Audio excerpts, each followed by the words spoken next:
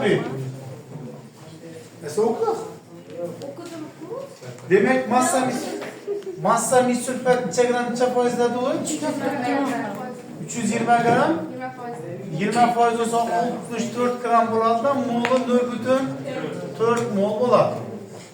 Bunun hammasi reaksiyaga kirishmaydi. Ne uchun? Sababi reaksiya bo'lgandan keyin mis 2 plus ionini nav ionga bo'lganda SO4 2 minus ionga bo'lgan qancha chiqqan? 3 ga 5 chiqqan. Bu molda, molini bo'lganda. To'g'rimi? Ana. To'g'rimi? Agar qarang, mis sulfata natr gidroksidni qo'shadigan bo'lsa, mis gidroksidning hammasi chikranga cho'kmadi bu, qahva rangli yoki go'k desak ham bo'ladi. Cho'kma hosil bo'ladi, natriy sulfat hosil bo'ladi, deylik shuni ikki qo'yamiz. Agar mis sulfatning hammasi reaksiyaga kirishganda u mis gidroksid bo'lib cho'karadi. İdishda mis ioni qolmasligi kerak ekan. Lekin masalada aytib turibdi, idishda mis ioni bor. Demek bunun hammasi reaksiyaga girishmagan. Demek bunun molu 0,4 mol bo'ladi. Bundan x reaksiyaga girsa, bundan x hosil bo'ladi, bam x bo'ladi, bam x bo'ladi. To'g'rimi? Ortiq qolgan dinamoning molu 0,4 minus x ko'rinishda yozsak bo'ladi. Mana shu yerda ikkisida mis ionini topaman, ikisindagi sulfat ionini topaman va bu nisbatan qo'yaman. Mis faqat imaning ichida bor, to'g'rimi? Qarang.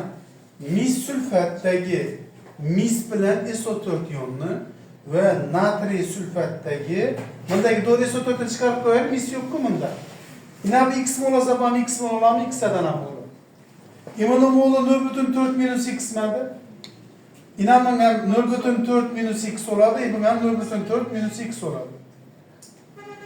Sulfat yo'llarini to'g'ri qo'shib bersak ham bo'ladi. Imuni qo'shsak, necha mol bo'ladi bu baribir? 0,4 bo'ladi.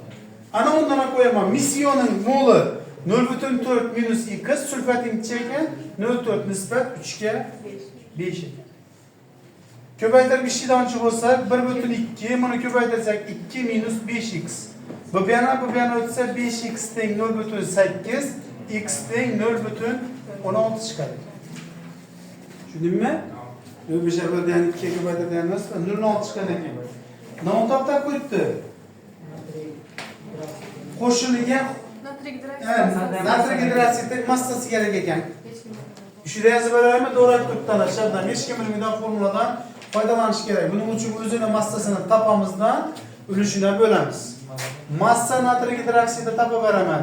Demak, natriy gidroksidi 2 qismida berib, demak x ning 0,6 chiqqan bo'lsa, ko'paytirsak 0,32 bo'ladi. Qarang. 0,32 ni ko'paytiraman 40 ga, to'g'ri bo'lib beraman 0,05 ga chiqadi. 256. Bormi shundaymi?